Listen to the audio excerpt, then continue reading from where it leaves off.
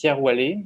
Je suis adjoint au maire à la transition écologique à la ville de Bègles, en charge notamment de thématiques comme la mobilité, la nature, les déchets, mais aussi l'énergie. Et sur cette question de la rénovation énergétique et de la transition énergétique, justement, je travaille main dans la main avec Xavier-Marie Fédou, qui est lui également adjoint à la ville de Bègles, mais plutôt délégué au patrimoine. C'est donc quelque chose sur lequel on s'est engagé, évidemment, il y a bien longtemps, notamment pour des enjeux écologiques. Pour vous donner quelques chiffres, entre 2012 et 2017, par exemple, sur la ville de Bègles, les travaux de performance énergétique qui ont été réalisés sur les bâtiments ont permis d'avoir un taux de rentabilité de près de 160%. Donc ça montre bel et bien qu'investir, c'est nécessaire, surtout dans le contexte compliqué qu'on a actuellement en termes de finances au niveau des collectivités.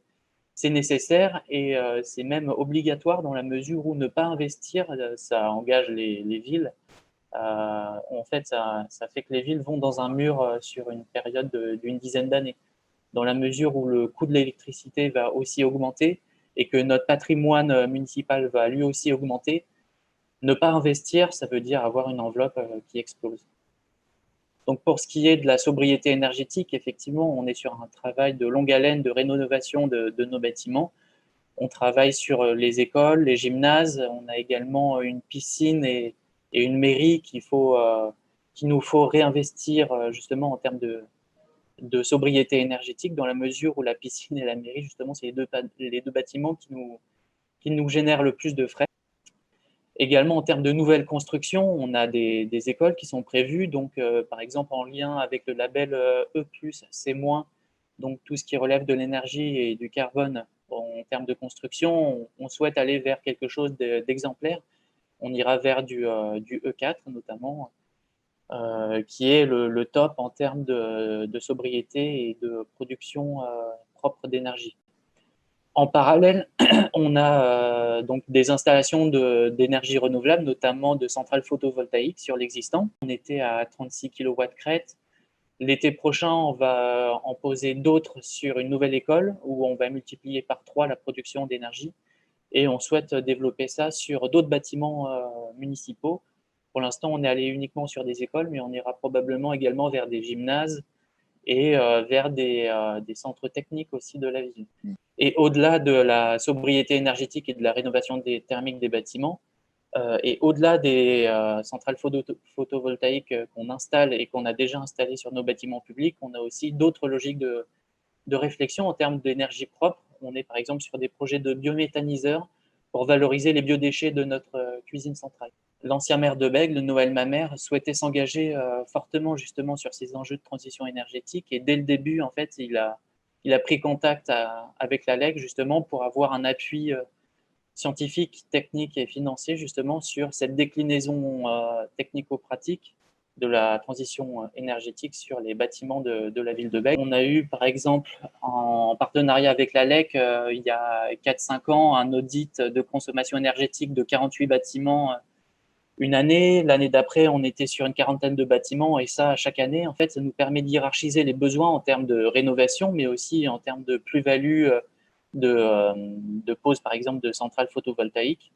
Et nous, derrière, ça nous permet de cibler les bâtiments à enjeu. Et derrière, on ressollicite effectivement votre expertise pour nous accompagner sur la déclinaison, cette fois-ci beaucoup plus pratique, de la rénovation du bâtiment, des actions à réaliser, et également des énergies à promouvoir sur de tels bâtiments. On affine les scénarios sur chacun des bâtiments qui sont fléchés par notre stratégie, qui a été élaborée avec vous et les services de Bordeaux Métropole. Et effectivement, on inscrit plusieurs actions dans le CODEV en lien avec la LEC.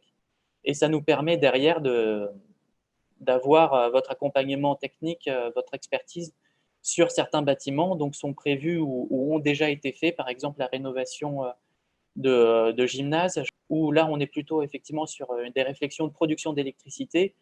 On est également sur des mêmes réflexions sur la mairie et la piscine. On a en programme en 2021 des rénovations de chaufferie sur une école et également des travaux sur la sobriété, l'efficacité énergétique et la production d'électricité propre sur tout un complexe au nord-ouest de la commune qui inclut école et gymnase.